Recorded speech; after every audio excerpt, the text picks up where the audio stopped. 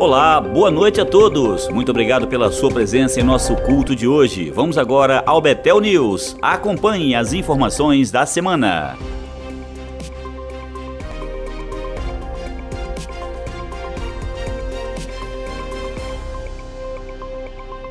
Todos estão convidados para participarem da EBD, é a Escola Bíblica Dominical, começando 8 horas da manhã. Nós temos classes para todas as faixas de idade. Tem a classe única, treinamento de líderes de célula, classe primária de 4 a 6 anos, classe para juniores de 7 a 10 e Adobe de 11 a 16 anos. E tem também a classe Levitas para o Ministério de Louvor. Venha participar da nossa EBD. Você também vai tomar aquele delicioso café da manhã junto com a gente. Escola Bíblica Dominical Betel, domingo 8 da manhã.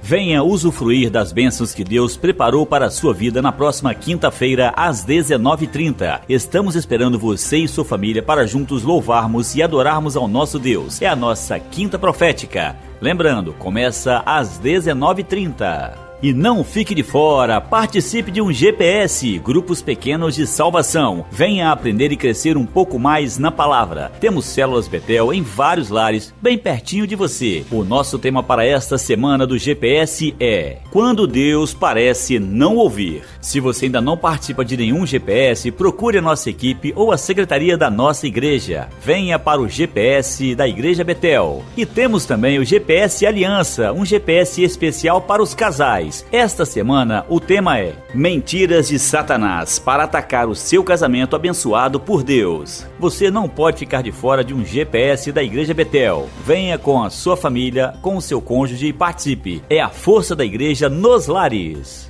E no sábado, dia 22 de abril, às 19h30, teremos aqui na igreja o culto de casais. E não é necessário fazer inscrições, apenas venha com seu cônjuge e participe. Culto de casais, coloque na agenda, sábado, dia 22 de abril, às 19h30. Uma noite muito especial para Deus abençoar ainda mais o seu casamento. Não fique de fora, traga visitantes e teremos também a nossa equipe Kids para dar aquele apoio. As inscrições para o curso de batismo estão abertas. Você que já decidiu mergulhar nas águas no batismo da Igreja Betel, venha participar. Faça sua inscrição hoje mesmo. Lembrando que as inscrições serão feitas pelo link da igreja. Você que deseja aprender mais e dar um novo passo de fé, a hora é agora. E o nosso batismo nas águas vai acontecer no dia 4 de junho, 8 da manhã. Venha fazer parte da nossa família. Te aguardamos aqui. E atenção, homens de honra, venha participar no próximo sábado, 8 da manhã, do culto de homens. Uma manhã muito abençoada para você receber a palavra de Deus. Homens de honra, no próximo sábado. E teremos também um café da manhã compartilhado.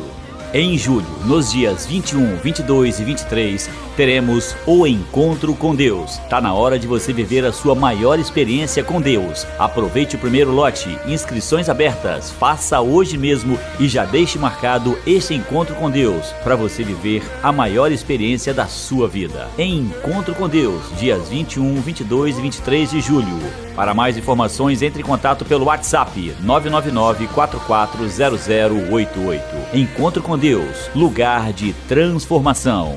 Alô galera, prepare-se, dia 29, sabadão, teremos aqui o Job Inside, culto acústico. É o Job Inside que tá chegando. Agora todo Job Inside vai rolar um pré-culto. É isso mesmo, pré-culto. É para darmos start. Nosso pré-culto vai rolar mesa de ping-pong, um cafezinho, aquele louvor maneiro e muita resenha. E se eu fosse você, não ficaria de fora, hein? Anote aí, dia 29, sábado, o pré-culto inicia às 18 horas. Chama a galera e vem! Job Inside, culto acústico, dia 29, a partir das 18 horas. E atenção a todos, domingo, dia 7 de maio, teremos o nosso domingo de ceia e teremos também um delicioso feijão tropeiro. A venda do feijão tropeiro é em prol do projeto Construção da Nossa Igreja. Então, reserve já o seu. É isso aí, um delicioso feijão tropeiro no dia 7 de maio por apenas R$20. E assim a gente encerra o Betel News de hoje. Muito obrigado pela sua atenção. Queremos desejar que Deus conceda uma semana cheia de vitórias.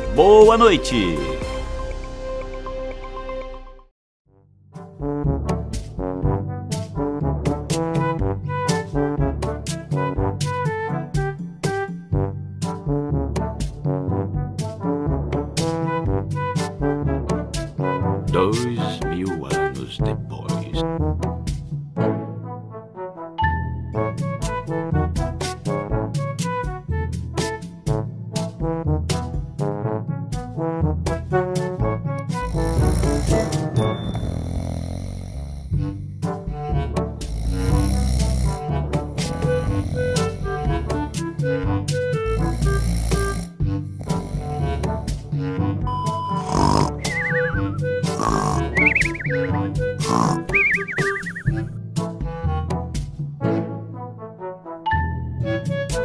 depois de muito bate-boca.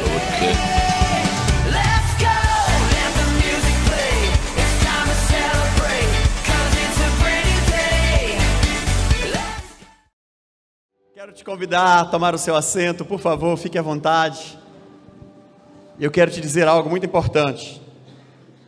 Para os que estavam comigo, que passou esse final de semana, eu quero convidar aqui meu intérprete.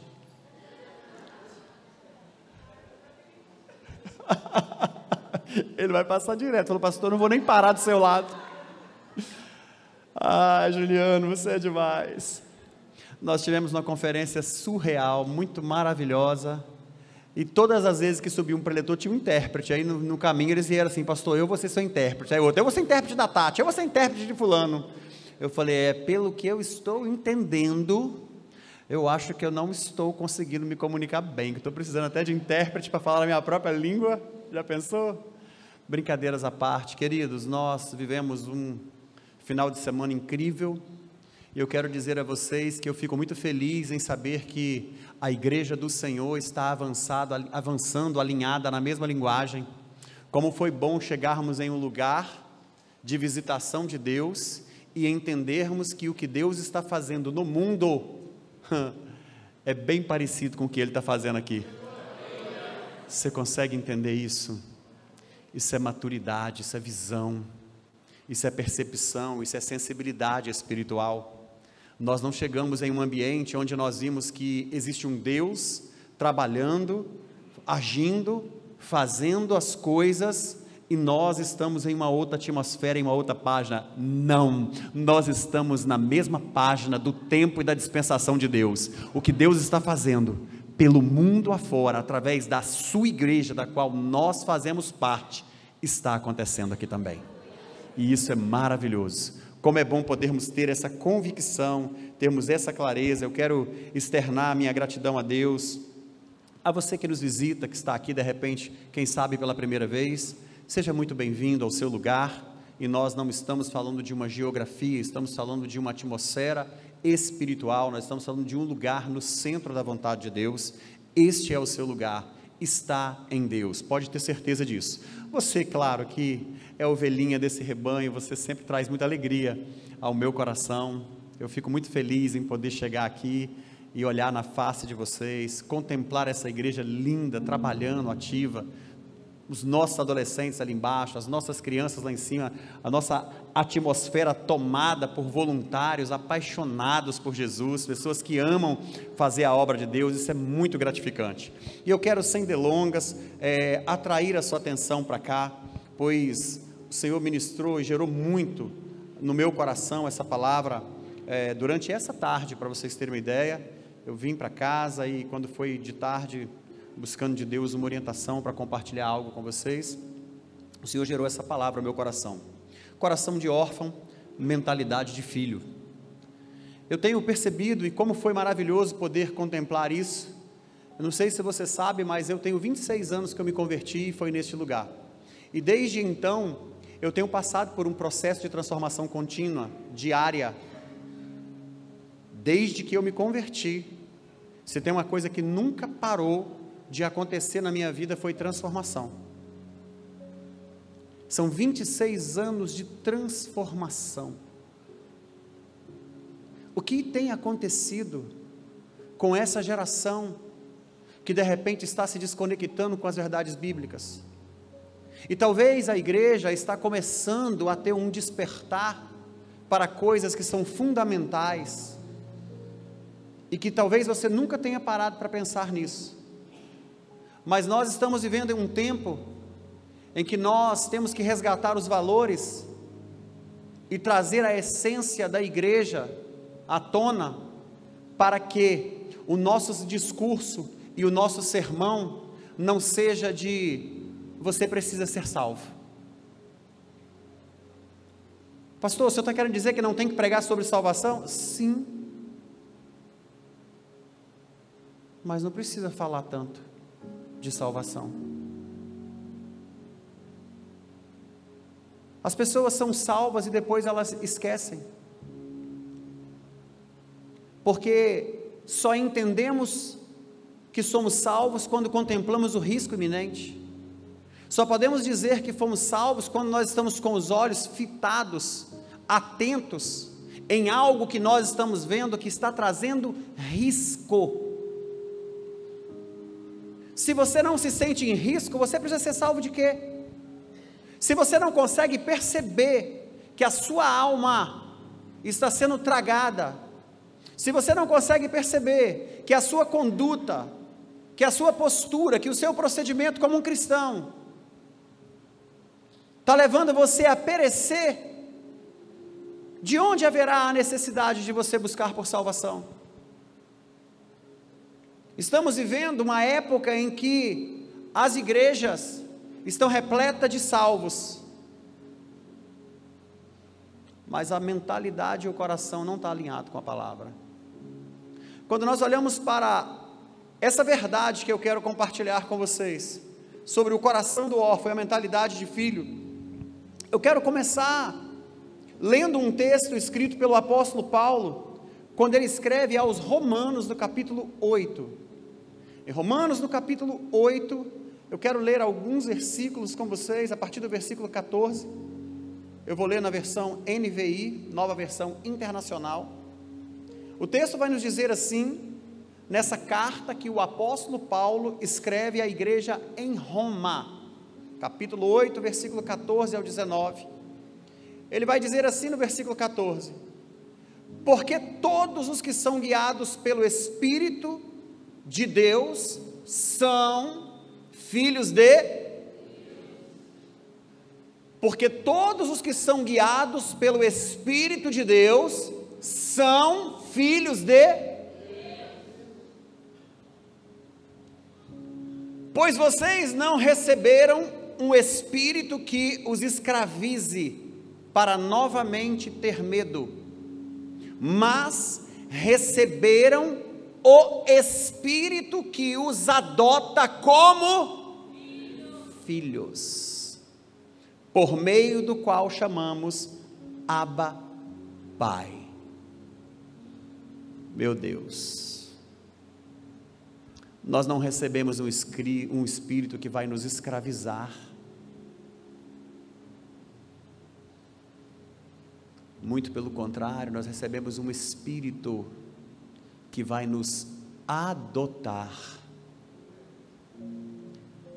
Versículo 16, o próprio Espírito testemunha ao nosso espírito que somos filhos de Deus. Se somos filhos, então somos herdeiros, herdeiros de Deus e co-herdeiros com Cristo. E se de fato participamos dos seus sofrimentos, para que também participemos da sua glória. Considero que nossos sofrimentos atuais não podem ser comparados com a glória que em nós será revelada. Agora segura firme aí. A natureza criada aguarda com grande expectativa a manifestação dos filhos de Deus. Pai, estamos na tua presença, somos teus filhos amados. Outrora éramos órfãos, dependentes, abandonados, esquecidos neste mundo. Não conhecíamos o amor verdadeiro que emana do teu trono de glória, onde o teu Filho Jesus decidiu vir nos salvar, nos resgatar, nos libertar, decidiu vir nos constituir reino e sacerdócio do Senhor. Mas, ó Deus, hoje temos amplificado a nossa mente, sabemos que o Senhor nos resgatou, o Senhor nos adotou, e nós podemos clamar: Abba, Pai. Nós somos os teus filhos e o mundo não pode ocultar, tirar isso de nós, porque o teu Espírito que habita dentro de nós é quem testifica essa verdade, e o mundo, ó Deus, aguarda a ardente expectativa da nossa manifestação, e nesse tempo temos sido despertados para manifestar a tua glória, como filhos que agem crendo nas suas promessas, nos planos que o Senhor tem para nós, e a certeza de que somos uma família unidas no Senhor. Meu Pai, abra a nossa mente, o nosso coração, o nosso entendimento, quebre as cadeias, essa mentalidade deficitária de escravos, ó Deus, de filhos ilegítimos, e transiciona a nossa mente, para que com um coração de órfão, alcancemos a mentalidade de filhos, que confiam e que creem em um Deus de amor poderoso, o nosso Paizinho querido, que nos ama, que nos acolhe, e que nos quer bem em cada momento. Você que crê nisso, diga amém, agradece ao Pai, que te ama, e que cuida, e que preserva você em todas as áreas da sua vida. Queridos, o que nós precisamos compreender aqui, o apóstolo Paulo, quando ele vai escrever essa carta aos romanos, nós precisamos entender o contexto histórico. Nós estamos falando de aproximadamente 753 anos antes de Cristo, Roma começa a ser estabelecida. Já era uma fortaleza, esse já era um império dominado. Roma, ela estava em uma condição, e eu acho ela muito interessante falar sobre isso, porque esse reino já havia sido estabelecido, e nós tínhamos aproximadamente 2 milhões de pessoas fazendo parte desse império, e aí pasme você, porque 55% desses habitantes eram escravos. Aproximadamente 2 milhões de habitantes, de cidadãos em Roma, e 55% eram escravos dos despojos. Roma conquistava as cidades, e agora aquele povo se tornava escravo de Roma. Um povo com a mentalidade de que era livre, que governava, fazia parte de um governo, mas eles eram o quê? Escravizados. Eu não sei se isso te lembra alguma coisa, mas quando nós olhamos para Êxodo capítulo 16, se pegarmos um pouquinho antes, nós vamos ver um povo cativo por aproximadamente 430 anos, e Deus, Ele ouve o clamor do povo, e Ele envia a resposta. Entenda uma coisa, nós como seres humanos, achamos que precisamos de milagres, precisamos ver milagres, para sermos transicionados. Escuta, a fé não é por vista, nós não devemos viver pelo que vemos. Aquele povo viu as 10 pragas acontecendo, aquele povo viu como Deus, de maneira assombrosa, libertou eles das mãos dos egípcios, e eles foram conduzidos pelo deserto. Aquele povo viu o mar abrir, e eles passaram de pés enxutos. Aquele povo contemplou uma nuvem de fogo, à noite, aquecendo eles num deserto, pensa, frio. Só que aquele povo, antes de chegar no destino, e é aqui que eu quero abrir um parêntese com você, antes de chegar no destino, começa, deixa eu abrir o texto para ficar mais prático, mais didático, Êxodo 16, verso 1, toda a comunidade de Israel partiu de Elim, e chegando ao deserto de Sim, que fica entre Elim e o Sinai, foi no 15º dia do 2º mês, depois que saíram do Egito, livres. Eles eram escravos, eles foram livres. Toda a comunidade de Israel reclamou a Moisés e Arão. Disseram-lhes os israelitas, quem dera a mão do Senhor nos tivesse matado no Egito. Lá nós sentávamos ao redor das panelas de carne, comíamos pão à vontade, mas vocês nos trouxeram a este deserto para fazer morrer de fome toda essa multidão. Preste atenção. O povo é escravo, Deus atende ao clamor, envia o livramento, faz maravilhas e sinais. Deus opera milagres, Deus se manifesta de todas as formas possíveis, sujeitando a natureza, sujeitando os fenômenos, de forma poderosa. Ele se manifesta com clareza, ele se apresenta entre os homens, ele faz menção do seu poder, ele liberta os escravos, e leva em uma direção. Existe uma promessa para eles, eles são conduzidos a um local de promessa. No meio do trajeto, o povo vai reclamar e vai dizer: quem me dera o Senhor nos tivesse deixado morrer lá. Por que Ele não nos deixou morrer lá? E eles começam a ter saudade das suas prisões, das suas mazelas. Eles começam agora a questionar.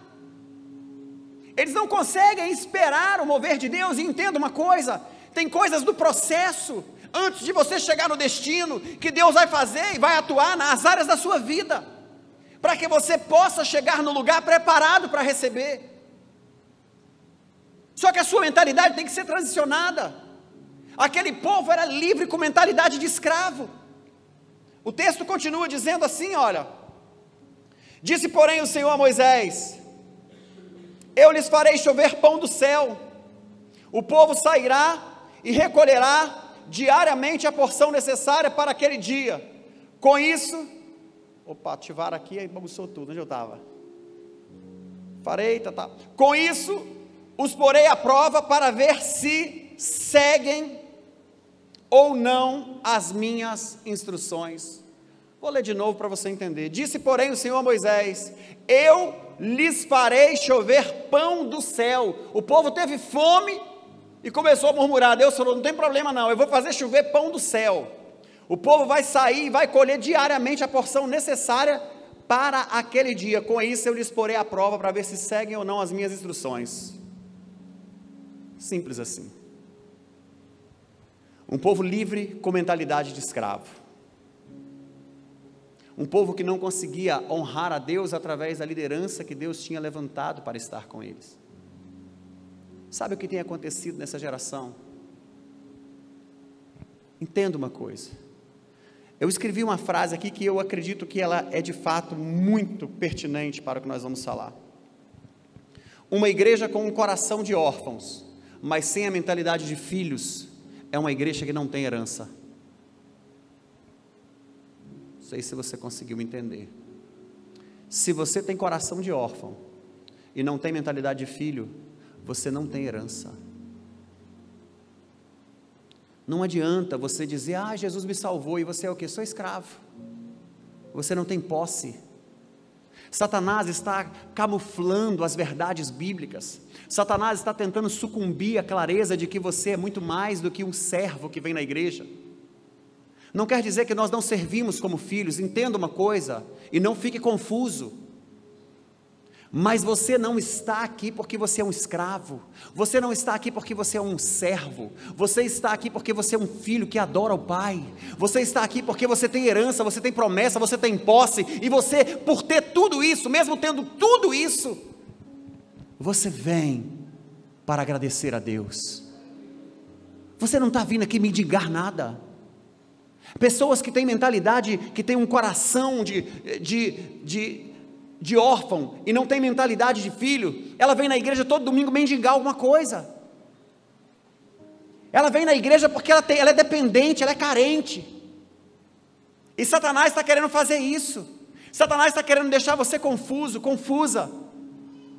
Satanás, com isso, ele não quer simplesmente: ah, pastor, mas quer me confundir por quê? Para que você não tenha família, para que você não tenha identidade, para que você não tenha pertencimento, para que você seja sempre uma pessoa excluída na sua mente, dentro de você. Eu não sei se já aconteceu com você, mas algumas pessoas na sua caminhada de fé, elas se afastam da igreja, elas se distanciam do propósito, e a culpa, elas falam que é da igreja. Elas vão sempre jogar a culpa na igreja. Entenda uma coisa: a igreja deve ser uma família. E a gente não troca de família. A gente não fica trocando de família. Quando nós olhamos para essa realidade do que nós estamos falando aqui, dentro de tudo que o apóstolo Paulo estava escrevendo para essa igreja, pensa quantos daqueles irmãos eram escravos. Quantos daqueles irmãos tinham a mentalidade de um império, onde eles também governavam, mas eles eram escravos. Eu não sei se você está entendendo. Um escravo de um império poderoso, ele pertence ao império poderoso. Então, quando saía um batalhão de Roma para enfrentar os seus inimigos, e aquele batalhão sendo composto por escravos, aqueles escravos não saíam na mentalidade de escravos, eles saíam pensando, nós somos Roma. E essa falsa sensação de que era Roma, mas era escravo, fazia eles ter a alegria, o prazer de vencer batalha, mas eles eram escravos, eles não tinham posses, eles não tinham nada, eles não tinham herança, eles não tinham futuro. Então o apóstolo Paulo está nos contextualizando, escrevendo para a igreja de Roma, trazendo essa verdade para que eles pudessem compreender, porque quando nós somos guiados pelo Espírito Santo de Deus, nós somos filhos de Deus. Ei, vocês são filhos de Deus. Ele vai dizer, vocês não receberam um espírito que escravize. Eu tenho que ir para a igreja, porque senão o meu Senhor vai ficar chateado comigo. Se eu não for para a igreja, meu Senhor, eu vou pecar contra meu Senhor vai me punir. Se eu não for para a igreja, meu Senhor é isso, meu Senhor é aquilo.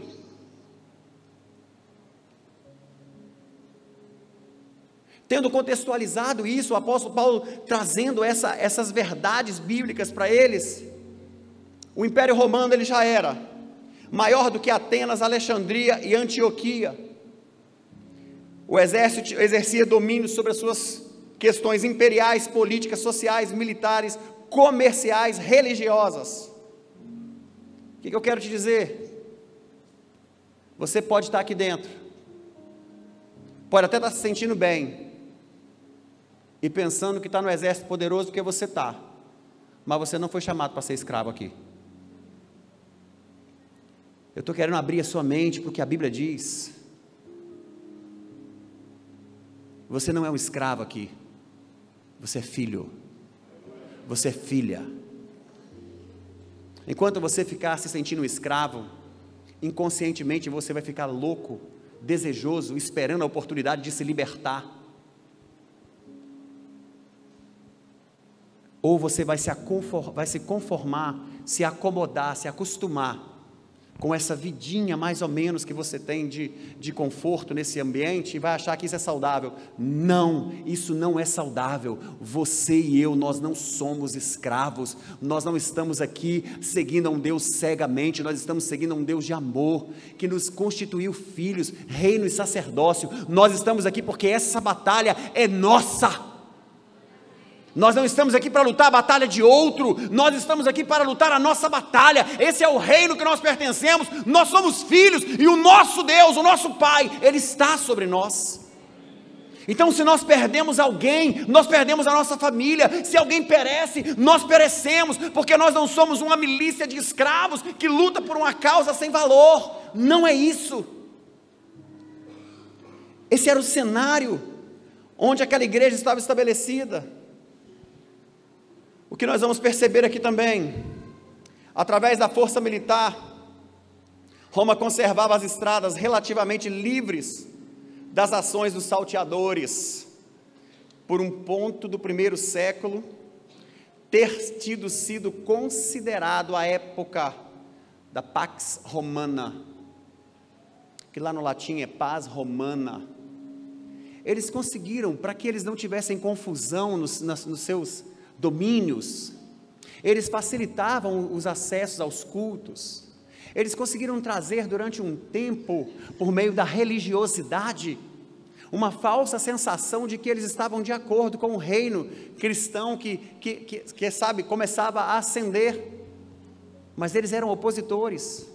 O que eu quero mostrar para você é que esse cenário político, esse cenário social, esse cenário econômico, esse cenário de religião, essa laicidade que nós encontramos no nosso país, ela vai deixar você muito na zona de conforto, mas é importante você entender o seguinte: quem é você nessa jornada? Quem é você? Qual é o seu papel? Qual é a sua história? Quando você vem para a igreja, você vem fazer o que aqui? Quando você olha lá fora, preste muita atenção, quando você chega na igreja e você vê os nossos irmãos servindo no voluntariado, entenda uma coisa: eles não estão fazendo isso porque são escravos, eles estão fazendo isso porque são filhos de um Deus de amor e que quer alcançar os seus irmãos. Eles saem de casa mais cedo para vir para cá, para organizar tudo, para fazer, porque eles amam ao Senhor, eles amam o nosso Deus, nós amamos o nosso Criador, nós amamos o nosso Pai, e nós amamos os nossos irmãos. O nosso Pai tem muitos filhos, e muitos desses filhos estão escravizados. E aí eu quero abrir alguns parênteses e trabalhar algumas questões importantes com você. Olha o que está escrito em Lamentações capítulo 5, quando você tem uma mentalidade de orfandade, é assim que você se sente. Lamentações capítulo 5, versículo 1, lembra-te, Senhor, do que tem acontecido conosco, olha e vê a nossa desgraça, nossa herança foi entregue aos estranhos, as nossas casas aos estrangeiros, somos órfãos de pai, nossas mães são como viúvas, temos que comprar água para bebermos, a nossa lenha só conseguimos pagando, aqueles que nos perseguem estão bem próximos, estamos exaustos e não temos como descansar. A lamentação de Jeremias aqui, essa lamentação no capítulo 5, está trazendo uma narrativa, sabe como? Está dizendo assim: olha, como o Senhor não se lembra de nós, a nossa orfandade de pai, faz com que tenhamos que comprar água, ou seja, eles não tinham posses mais, eles não tinham um terreno onde pudesse ter água para eles retirarem, como qualquer outro cidadão tinha. Eles não tinham como cortar uma árvore no seu território, ou seja, eles tinham que pagar por tudo. Eles estavam dizendo assim: tudo que é nosso, nós somos órfãos, tudo que é nosso, os nossos inimigos tomaram posse, ou seja, estamos sem nada, perdemos tudo. Quando nós observamos aqui, nós encontramos uma mentalidade e um coração de orfandade. Pastor, mas o que isso tem a ver com o que nós estamos vivendo nos dias de hoje? Uma igreja com coração órfão, mas sem mentalidade de filhos, ela não tem herança. Nós temos que expandir a nossa mente. Você precisa entender que não é sobre a salvação, não é apenas sobre a redenção, não é apenas sobre os milagres que Deus vai fazer para te curar, para te transformar, não. É sobre a sua recolocação no reino espiritual, onde você é filho, filha, e não escravo mais. Se você não entender isso, você vai continuar tendo Deus como um opressor, você vai continuar tendo Deus como um inimigo, e Ele não é assim. E aí entenda isso: quais são os sintomas de órfão? O órfão, ele tem um sentimento de escravo, ele se sente impotente, falta-lhe confiança, ele precisa de problemas, ele tem medo, ele duvida, ele é incrédulo. Por quê? Porque ele é órfão. O sintoma de filho: o filho é poderoso, ele é vencedor, ele é confiante, ele vive na luz, ele se sente herdeiro da fé, ele tem esperança, ele tem amor. Olha como é completamente diferente. E quando nós olhamos para essa realidade, o órfão, ele vai perguntar assim: o que eu vou fazer? Porque ele tem medo de errar e ser punido. O órfão, ele fica perguntando o que ele tem que fazer, porque se ele errar, o temor dele é ele ser punido por um senhor severo. O filho não, o filho ele pede com confiança permissão para fazer. Deixa eu só pontuar um detalhe para você ter uma noção. Quando eu tinha 7 anos, eu fiquei órfão de pai, e eu me lembro muito bem, nós passamos um período de muita escassez. A minha mãe nunca antes havia trabalhado fora de casa, porque a minha mãe trabalhava e muito, como uma excelente esposa, mãe e dona do lar. E deixa eu te explicar só um detalhe: uma mulher que governa bem a sua casa tem a habilidade de um CEO de uma grande empresa. Porque uma residência, uma casa, tem conflitos emocionais, tem tarefas, tem mapas e processos, tem gerenciamento de produção, de tantas coisas, de recursos, tem que saber administrar a sua despensa, usar o método PEPS ou FIFO, se você preferir no inglês, saber que o primeiro a entrar, o primeiro a sair, fazer uma boa gestão do seu armazém para que as coisas não pereçam. Ela precisa saber fazer a demanda do suprimento para solicitar para o seu marido a compra na medida certa, para que não haja desperdício. Você consegue entender? E às vezes a pessoa fala, sua mulher trabalha? Não, minha mulher só fica em casa. A sua mulher só fica em casa. E quando você chega em casa, foi o Aladim que passou com um tapete lá e arrumou aquilo lá tudinho lá, né? Então a minha esposa, a minha mãe, ela sempre foi uma excelente esposa. E porque ela cuidava de 3 filhos, e aí deixa eu te falar, né? Nada mais do que cuidar de Ramon, Ronan e Renan, ela já dá para ver que era uma senhora mãe. Só que nessa época nós nos sentimos um tanto quanto desamparados. A minha mãe teve medo de que nós fôssemos tomados dela. E ela nos deixou escondidos com uma amiga. E deixa eu te explicar, essa amiga que ela nos deixou com ela, era uma senhorinha tão simples, que nós, graças ao bom Deus, enquanto meu pai era vivo, tínhamos recurso, nós supríamos as necessidades dessa senhorinha, essa senhorinha, ela não tinha filhos, e ela já era, se fosse no dia de hoje, ela devia ter assim uns 68 anos, e ela com o seu, eu estou falando que é uma senhorinha, porque ela morava numa casa bem, pensa num barraquinho bem simplesinho, lá ela passava nas casas das pessoas, coletando lavagem para engordar leitão à meia, era a forma que ela sobrevivia. Eu sei que nós fomos ficar na casa dessa senhora, e a minha mãe veio para o Espírito Santo. Minha mãe ficou 6 meses aqui, e nós tínhamos o sentimento de orfandade e de abandono. E sabe o que nós temíamos? Que nós fôssemos colocados no colégio interno.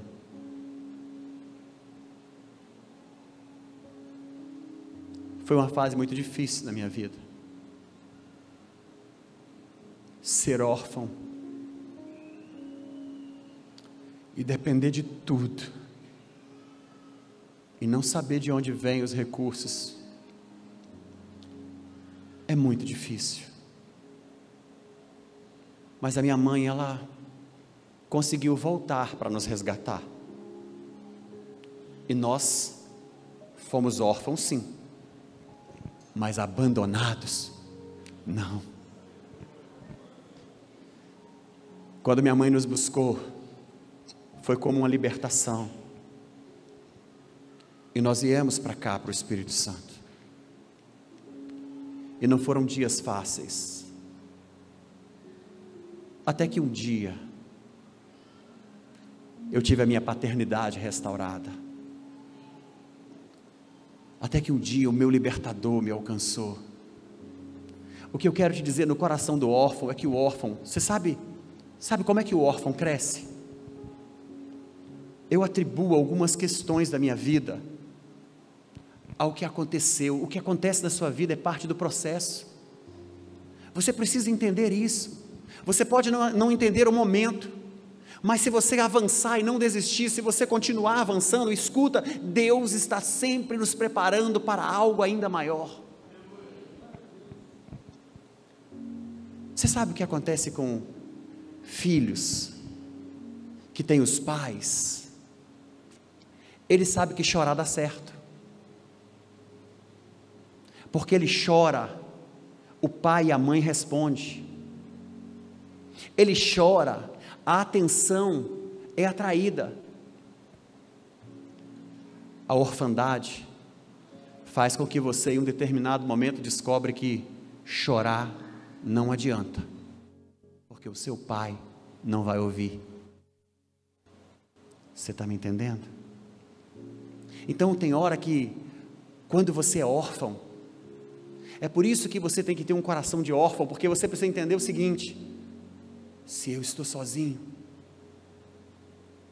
eu preciso sair daqui. Não adianta ficar aqui esperando as coisas acontecerem. Eu sou órfão. Eu não tenho quem vai fazer agora por mim. Ao invés de eu ficar chorando, esperando que alguém escute, eu preciso me movimentar. Consegue entender?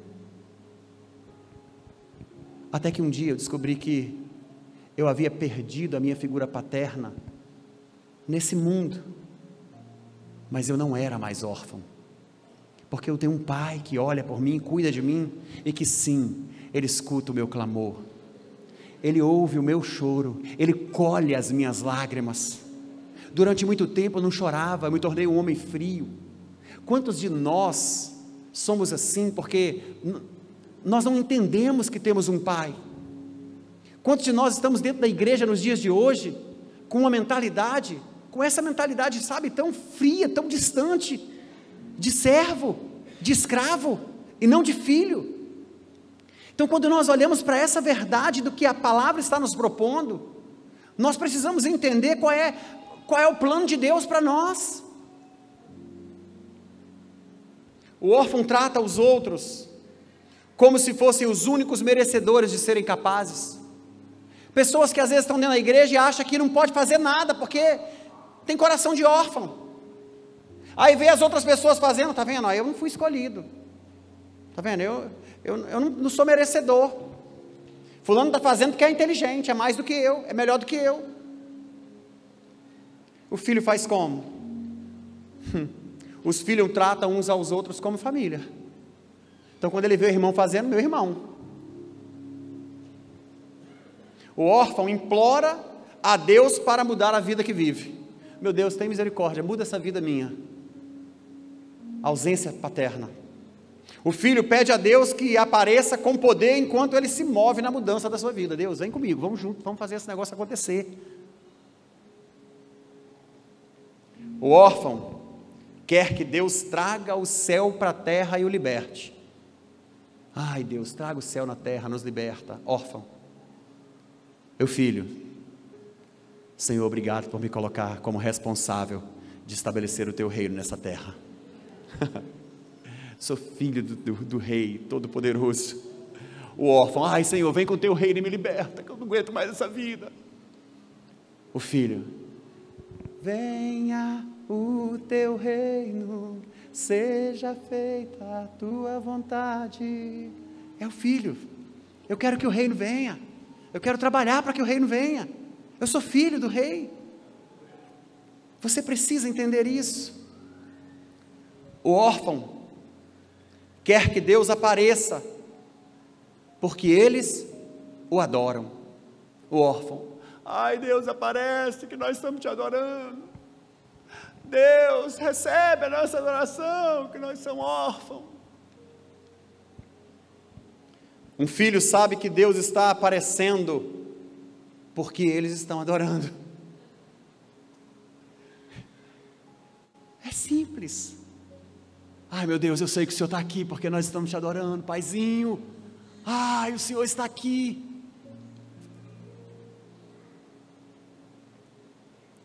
O órfão quer encontrar descanso e está sempre ansioso para que tudo finalmente seja feito e termine.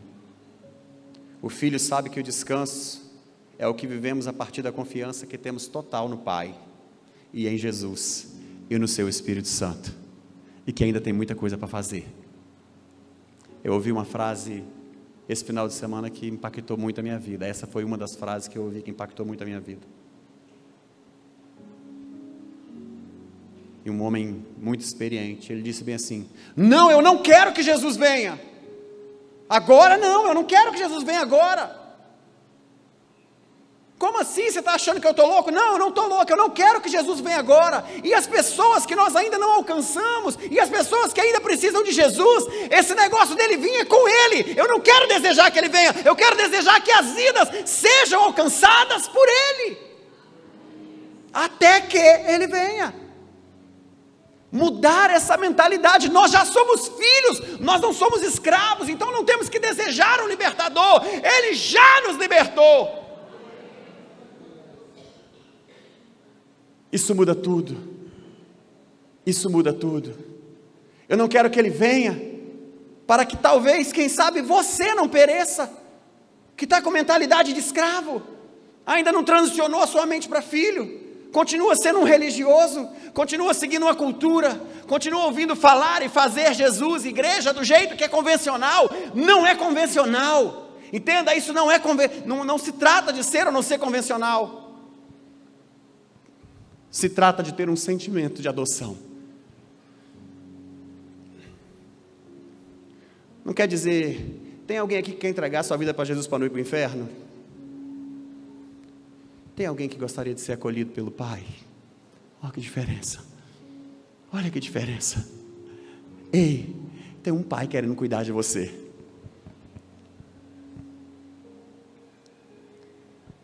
O órfão quer alguém mais poderoso para ajudá-lo.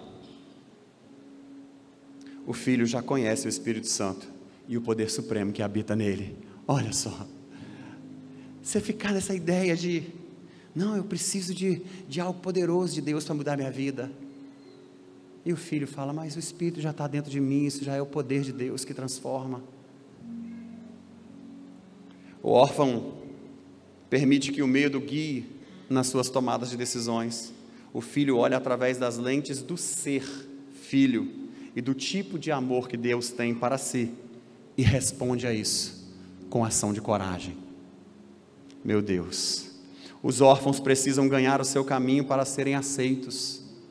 Os filhos já receberam a sua aceitação, foi apenas uma dádiva de Deus para eles. Então não se trata de como é que eu faço para ser aceito. Sabe o que acontece? Jesus certa vez entra na Galileia, e lá Mateus capítulo 3 versículo 17, vai dizer que quando Jesus é batizado, uma voz diz assim, este é o meu filho amado, em quem eu tenho prazer. Quando nós percebemos isso, nós entendemos que ali está começando tudo diferente. Não se tratava de mais um profeta, mas do cumprimento de uma profecia. Todo mundo que olhava para Jesus como sendo um profeta, estavam tão cegos que não conseguiam ver que ele era a resposta da profecia.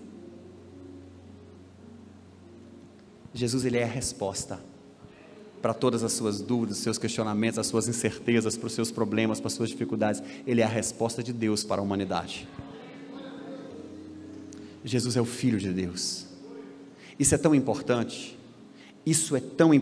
porque Mateus capítulo 4, no versículo 1 ao 4, diz assim, então Jesus foi levado pelo Espírito Santo ao deserto, para ser tentado pelo diabo. Agora preste atenção,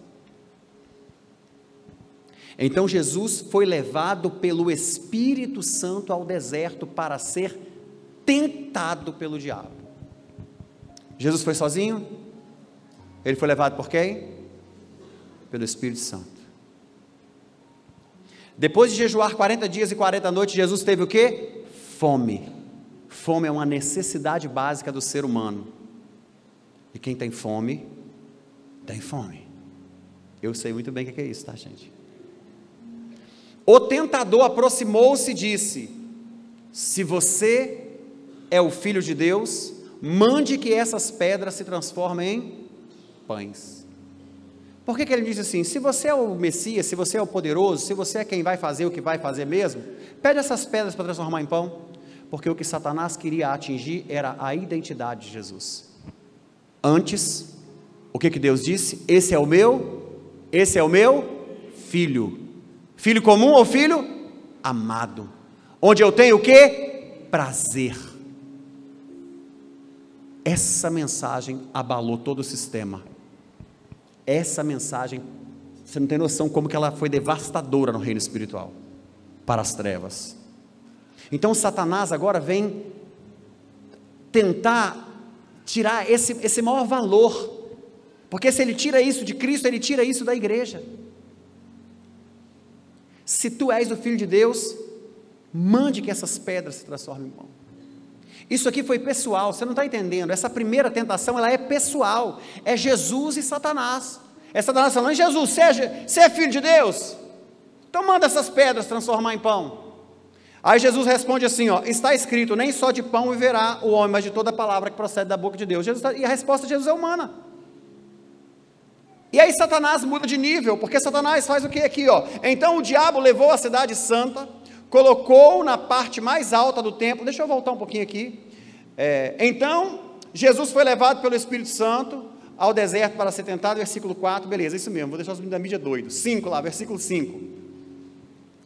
Então o diabo levou a cidade santa, colocou sobre a parte mais alta do templo e disse: se você é o Filho de Deus, se jogue daqui abaixo, pois está escrito, ele te dará ordem aos anjos ao teu respeito, e com as tuas mãos eles o seguirão, para que não tropece em pedra alguma. Agora já não é pessoal, lá era pessoal, Jesus e Satanás. Agora Satanás vai tentar ele na condição de filho, falando assim: se você é o filho, eu quero ver o que o pai vai fazer em seu favor. Aí Satanás agora já levou ele para um outro nível. Tá bom, Jesus, você não vai comer não, né? Não vai comer, você vai ficar com a palavra. Então deixa eu te fazer, então agora eu quero provar é Deus. Se você é o filho, se joga que eu quero ver se o pai vai te pegar. Jesus respondeu: também está escrito, não porá à prova o seu Deus. Jesus estava firme, convicto, sabe o que? Na fidelidade de Deus. Ele não precisava fazer assim: então tá bom, Satanás, quer ver?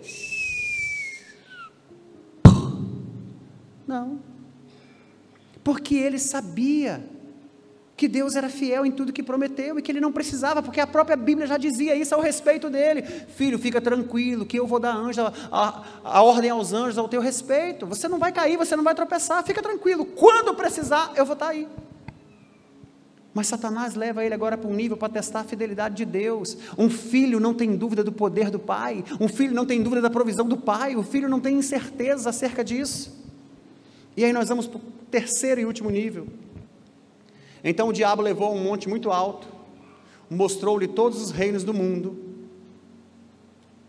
e disse-lhe: tudo isso te darei, se você prostrar em me adorar. Agora aqui, Satanás cometeu um grave erro. Aqui agora ele não queria saber se Jesus era o filho, se Jesus confiava em Deus, ele só queria saber o seguinte: será que dá para você adorar a mim ao invés de Deus, seu pai? Hein? Eu te dou tudo isso aí. E Jesus simplesmente responde: retira-se, Satanás, pois está escrito, adore o Senhor teu Deus, e só Ele ofereça culto. O que nós vamos perceber a respeito da importância de tudo isso, é que saber a sua identidade vai mudar a sua forma de pensar sobre igreja.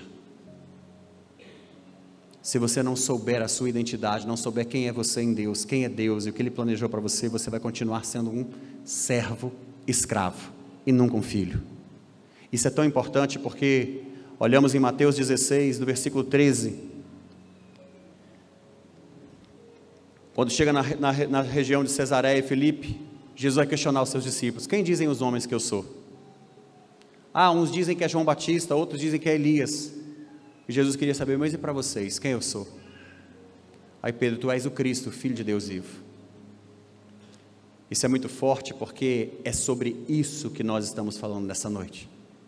Jesus é o Filho de Deus. Nunca se esqueça disso. O seu nome é poderoso. Jesus Cristo, não existe nenhum nome acima desse nome. Ele é o único que nos salva, Ele é o único que pode nos libertar, nos curar, nos transformar. Mas Jesus Cristo é o Filho amado de Deus. Então fazer essa revelação fez com que Jesus trouxesse para eles a seguinte prerrogativa que alcança a igreja hoje. Respondeu bem: feliz és tu, Simão, porque não foi revelado por carne ou sangue, mas por meu Pai que está no céu. E eu te digo que você é Pedro, sobre essa pedra edificarei a minha igreja, e as portas do inferno não prevalecerão contra ela. Eu darei a vocês a chave do reino dos céus, e o que vocês ligarem na terra será ligado no céu, o que desligar na terra vai ser desligado no céu. Não sei se você está entendendo. Ele dá uma chave para a igreja, e o que nós ligamos, liga, e o que nós desligamos, desliga. Nós temos que ter uma mentalidade de filhos dentro de uma igreja, para nos conectarmos aos nossos irmãos, com uma mentalidade de servo, de coração de órfão, mas mentalidade de filho. É isso que nós precisamos. Tendo feito isso, eu quero encerrar com você falando sobre o que a paternidade oferece. A paternidade pode te oferecer um lar. Quando você possui um coração órfão, nunca se sente verdadeiramente em casa, em lugar nenhum. Você tem medo de confiar, tem medo da rejeição, tem medo de abrir o seu coração para receber o amor. E a menos que você seja capaz de receber amor, você não pode expressar amor incondicional, mesmo para a sua própria família. Se você não tem um lar, se a igreja não é um lar para você, você vai continuar perambulando por aí. Visita uma igreja, visita outra. Você está órfão, você está sem família. Você precisa entender isso. Quando você se torna filho, essa é a sua casa, essa é a sua família, esse é o seu lugar. Você não tem mais temores. Isso vai ser trabalhado dentro da sua, da sua mentalidade de orfandade. Não confiar mais nas pessoas, ficar com medo o tempo inteiro de alguém tomar seu pão, pegar suas coisas, quem sabe puxar seu papelão, roubar seu carrinho de cata coisas. Abandona isso, você não precisa disso mais. Você vai ser provido por tudo que existe no reino espiritual. As mazelas da sua alma vão ser fortalecidas, fortalezas vão ser geradas dentro de você.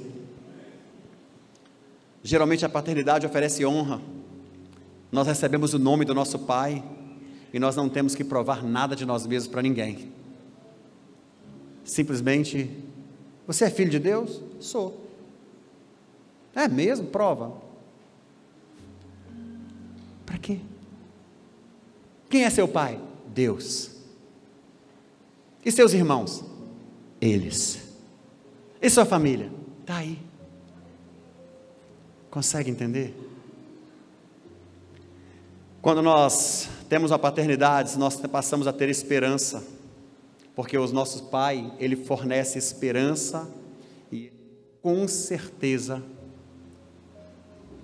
deseja que o nosso futuro seja maravilhoso. Quando nós temos paternidade, nós temos relacionamento saudável. Órfãos nunca podem descansar, estão sempre inquietos, eles nunca se sentem seguros, aceitos, valorizados, queridos, eles nunca podem parar um momento sequer. Há uma diferença entre ter um lar e ter uma casa. Uma casa é o lugar onde você coloca as coisas, é onde você guarda as coisas, é onde você organiza as coisas, é onde você dorme. Isso é uma casa. Uma casa é apenas um edifício. Um lar é um lugar de relacionamento, amoroso, receptivo, estimulante. É um lugar de afeto, de cuidado, de segurança.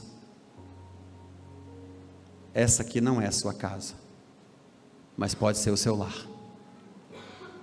Entende? Honra. Os órfãos vão viver a vida inteira tentando provar alguma coisa. Não sei se você sabe, mas viver essa verdade de que eu posso simplesmente reconhecer quem eu sou em Deus, e isso me basta, isso muda tudo, vai fazer toda a diferença na nossa vida. Nós não precisamos de necessidade de aceitação, das pessoas ficarem apontando. Escuta, não sou eu que te faço filho ou filha, é Jesus. Se você não conseguir sentir isso, ninguém mais vai fazer. Basta você se sentir filho e filha amada de Deus. Basta você compreender isso. Aqui não é um campo de batalha, não é um lugar de guerra. Quantas pessoas entram aqui, que quando a gente faz uma mensagem, você quer entregar a sua vida para Jesus, a pessoa fala o quê? Não, por que ela não quer? Porque ela não tem coração de órfão. Você acha que não precisa de um pai, porque você é autossuficiente. Escuta, eu não estou te falando de te oferecer um salvador, não, eu estou te convidando para voltar para o seu pai, para a sua família. Você é errante nesse mundo. Sem Jesus você não tem um destino, você não tem promessa, você não tem herança. A sua herança são fruto do trabalho que você, os seus pais, as pessoas fizeram neste mundo, e tudo isso perece, mas você não tem uma herança espiritual, porque você não tem Jesus, você não tem uma herança eterna.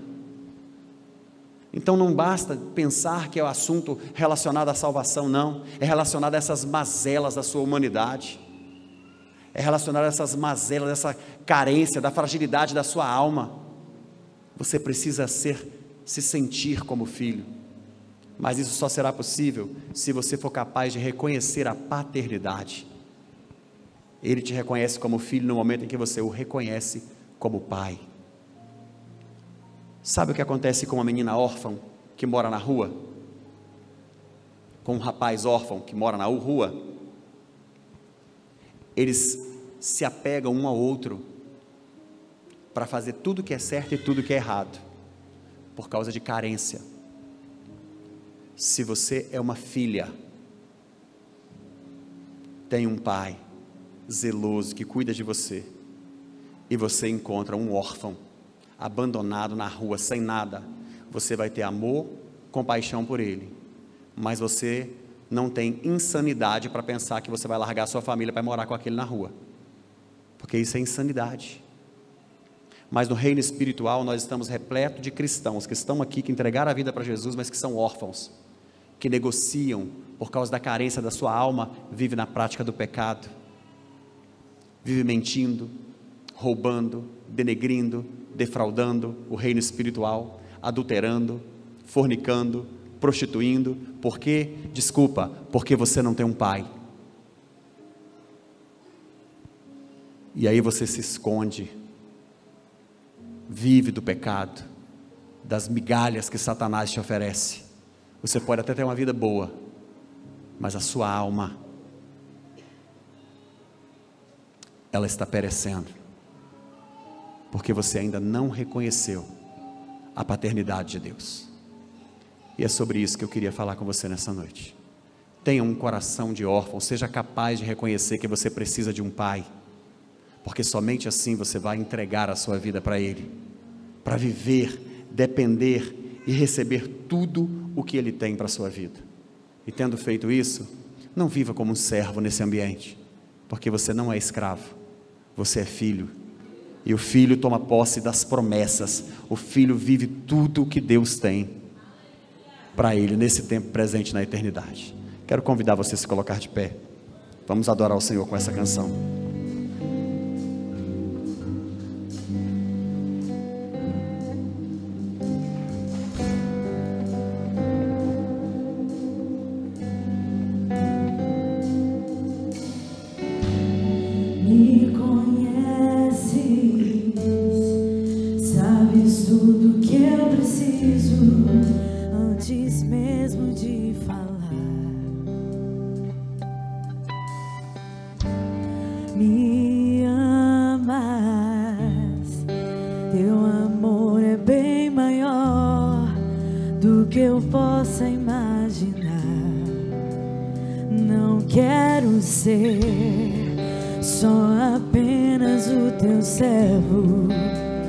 Quero atrair teu olhar de amor, Senhor.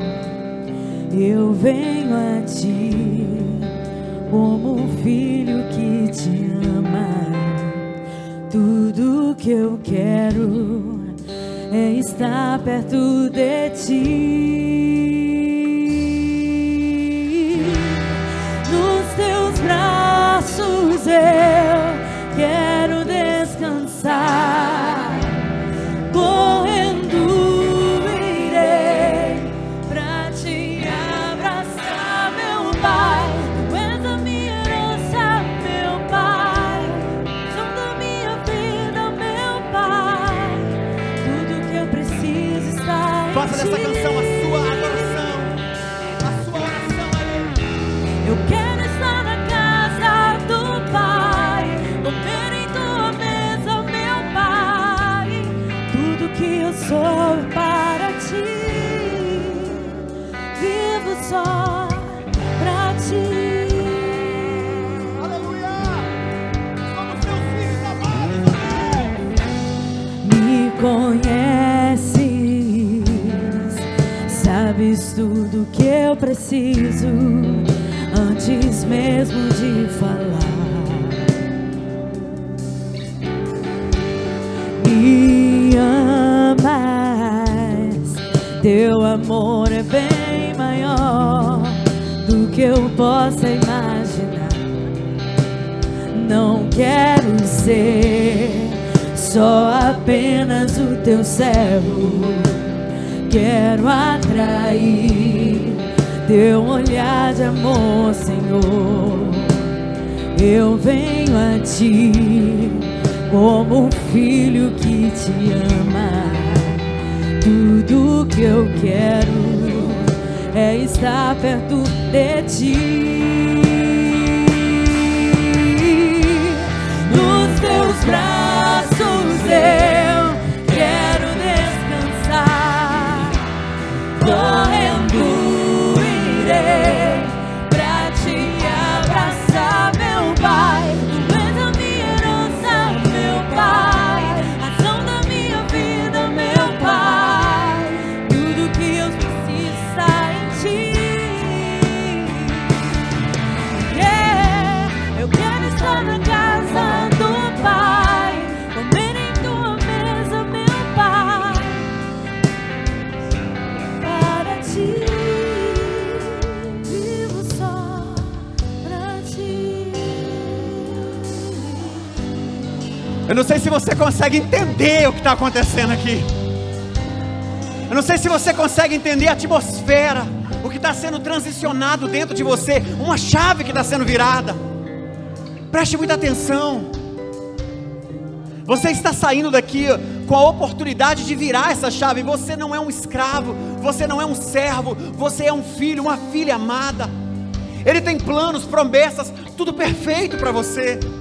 Você precisa parar de se diminuir, pensar que você não pode, que não é para você. É para você sim, é para você, filho, filha amada. Foi por você que ele morreu.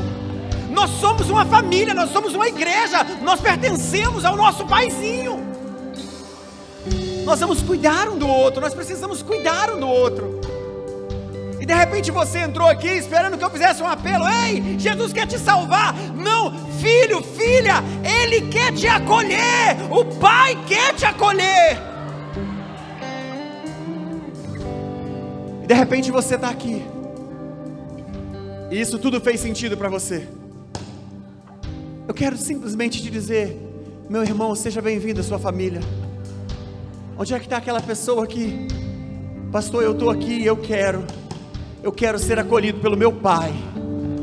Eu quero nessa noite ser acolhido. Faz um sinal assim com a sua mão bem alto. Temos lá atrás uma pessoa, duas pessoas. Onde é que você está? 3 pessoas. Faz assim, eu estou aqui, pastor. A 4ª pessoa está aqui. A 5ª pessoa está aqui. Onde é que você está, pastor? A 6ª pessoa está ali. Onde você está, pastor? Eu quero, Paizinho, eu quero, Senhor. Onde é que está a 7ª pessoa? Faz assim, faz um sinal com a sua mão. Onde você está? Eu quero orar por você. Faz o sinal, reconhecendo Ele como seu Pai, por meio de Jesus.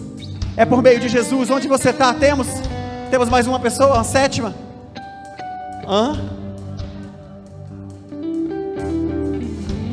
Aleluia, temos uma 7ª pessoa vindo aqui na frente. Graças a Deus. Meu Deus. Aleluia! Somos teus filhos, ó Deus. Satanás vai tentar roubar essa identidade da igreja. Nós não somos um bando de pessoas, uma manada, um grupo, seja chamado, classificado, ó Deus, da maneira que for. Nós não somos, ó Deus, um ajuntamento de pessoas que não sabem o que estão fazendo. Não, nós não somos isso. Nós somos a tua família crescendo. Somos os teus filhos.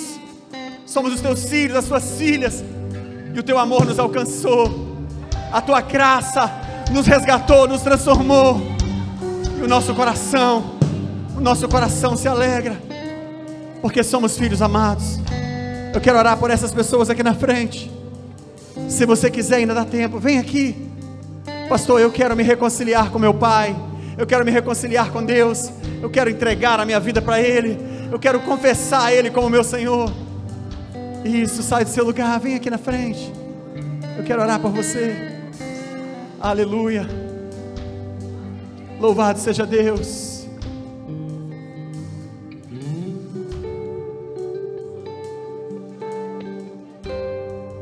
Pai Santo, nós queremos externar nossa gratidão ao Senhor, porque o Senhor abriu os nossos olhos, ó Deus, o Senhor trouxe clareza à nossa mentalidade. E primeiramente nós queremos interceder pelos nossos irmãos que tomaram a decisão, ó Deus, de entregar a vida deles para o Senhor, reconhecendo o teu Filho Jesus, e ó Deus, sendo agora relocados no teu reino, na condição de filhos, filhas amadas. Ó Deus, o nosso coração se alegra, porque nessa noite existe um resgate de mentalidade, e nós não vamos prosseguir, ó Deus, como escravos, mas vamos prosseguir como filhos amados. Tomamos posse da herança, da promessa que o Senhor tem para nós, no nome do teu Filho Jesus. E eu quero profetizar sobre a tua igreja, ó Deus, essa mentalidade, que possamos agir, ó Deus, que possamos governar, que possamos, ó Deus, imperar por meio de uma mentalidade de filhos e não de escravos. Que o Senhor possa nos fortalecer a cada dia, para a glória do teu nome, em Cristo Jesus é que nós oramos. Você crê nisso, diga amém. Preste muita atenção. Você que é a igreja, essas pessoas, estou tão feliz por vocês todos, tão feliz. Essas pessoas, escuta isso que eu vou te dizer. Essas pessoas que chegaram aqui hoje, agora, nesse momento, elas estão marcando um novo tempo de crescimento nessa igreja. Espera aí que você vai entender por quê. Enquanto tentarmos crescer como uma instituição, nós vamos fracassar. Porque se as pessoas não tiverem família, não pertencerem a um lugar, elas vão para qualquer outro lugar. Mas se nós tivermos mentalidade de igreja, a igreja é uma família eclesiástica, e cuidarmos dessas pessoas como nossos irmãos, é a primeira safra dos que vão permanecer junto conosco. E nós não vamos parar mais de crescer, porque temos que mudar a mentalidade de instituição e pensarmos como uma organização cristã. A igreja é uma grande família estabelecida por Deus. E eu quero dizer a vocês: sejam bem-vindos ao seu lugar. Amém. Deus abençoe vocês. Podem voltar aos seus lugares, por favor.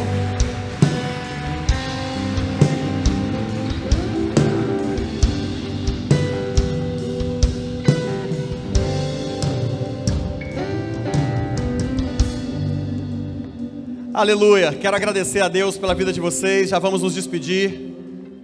Fiquem atentos ao nosso calendário semanal. E olha, por favor, se você ainda não faz parte de uma célula, se conecte a um grupo de GPS, porque eu tenho certeza que você vai ser muito abençoado. Final de semana que vem promete, tá? Tem muitas programações, desde sábado até o domingo. Quinta, sexta, sábado, domingo. Essa semana está muito abençoada. E eu quero ver vocês aqui ativos conosco, amém? Quantos estão felizes? Amém?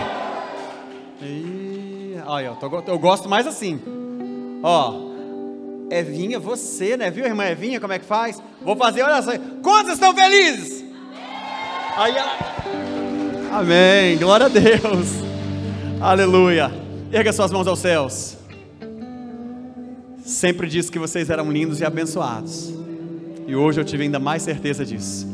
Que o Senhor te abençoe e te guarde. Que Ele faça resplandecer o teu rosto sobre ti. Que sobre ti Ele levante o teu rosto e tenha misericórdia de ti e te dê a paz. Deus abençoe vocês.